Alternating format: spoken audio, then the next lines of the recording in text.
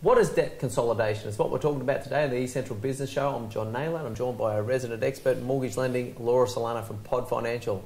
What's going on with debt consolidation? Isn't that a bad story? Okay. No, it's not a bad story.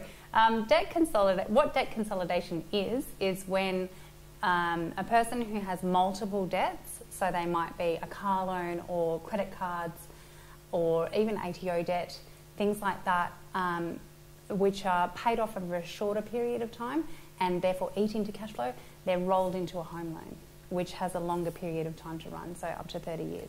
Yeah, okay. Yeah. So what's the positive side of that? Because, I mean, so for instance, I guess I know, so credit card debt's a really bad thing in terms of interest rate, yeah? Yeah, so the reason why people consolidate their debts is usually because of a cash flow reason.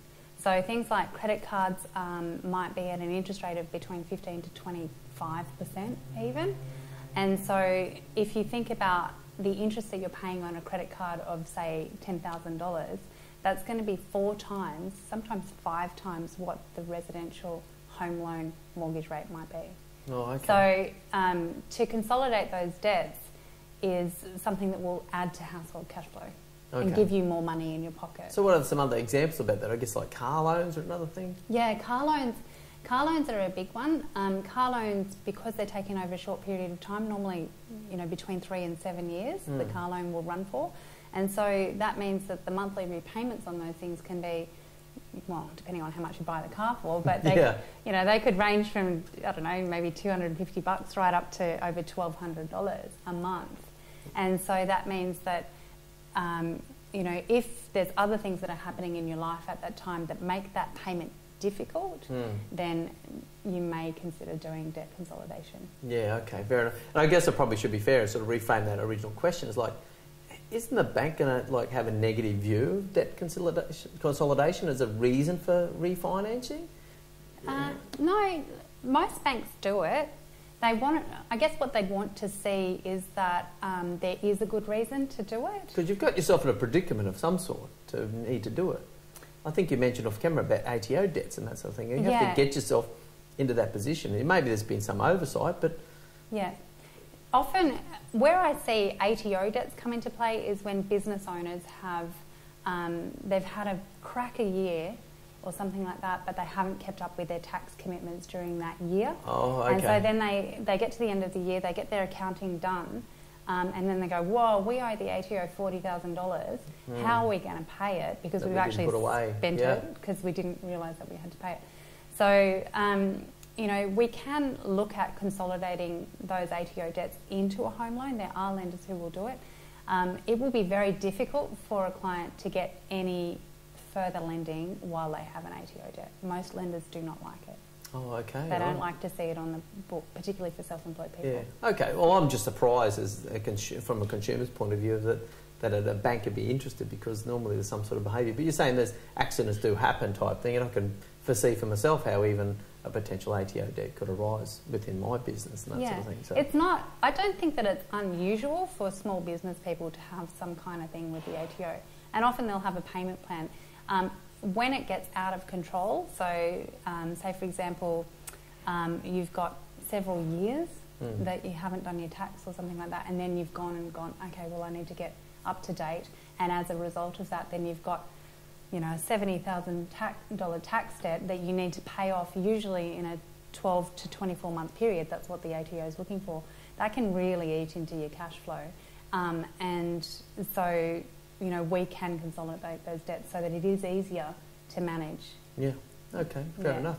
All right, so is there more we need to talk about on the subject, or have we pretty much done that one, Laura? I'm wondering. On ATO debt, there's probably a bit more. For debt consolidation in general, there's definitely more. Yeah, there's definitely more to talk about on that. Okay, and that's probably a conversation best had in person by the sound of it. Yes. Well, that's it. I mean, we've helped lots and lots of people with debt consolidation to achieve the things that they wanted to do next. I guess the main thing that I would be looking for with somebody who wanted to do debt consolidation is, one, how do we avoid it happening again?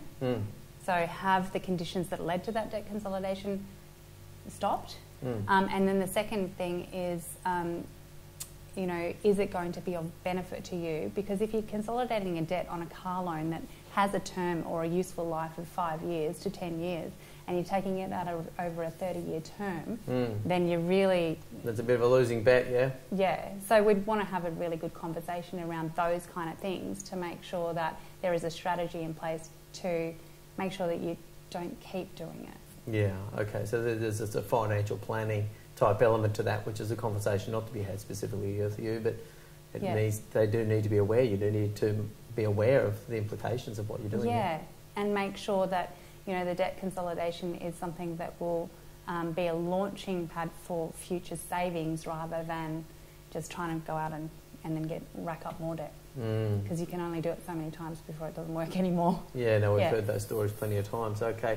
Laura Sillano, how do people get in contact with you? Yep, you can contact me on mobile 0422 320 497 or also email through to the office home@podfinancial.com.au. Okay, tremendous. Okay, Laura Sillano, the resident expert in mortgage lending on the eCentral Business Show. We'll talk to you next time.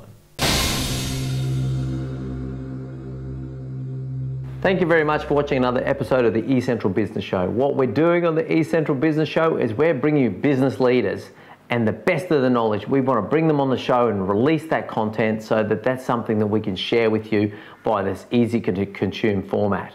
So you can follow us across LinkedIn, Facebook, YouTube, Twitter, Google+, or just regularly visit the eCentral.com.au/show website, pick out the best things for you and educate yourself on that premise.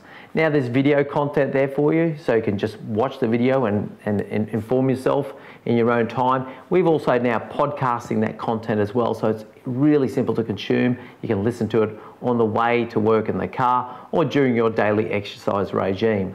Beyond that, we're also looking to connect with business experts. So if you consider yourself to be an expert in your field, please make contact so we can schedule you in and have you come on the show. So you can release your content and increase your brand across our format. Beyond that, we also invite people to send us their email address so we can send you our monthly magazine. And that's just the best of the content, the best of the videos for the month. Put out, once again, an email arrives in your inbox so you can just go through and pick out the things that are really going to educate you and advance you in your field of expertise and in business. We're a business-focused show. So thank you very much once again for watching, and we'll see you next time.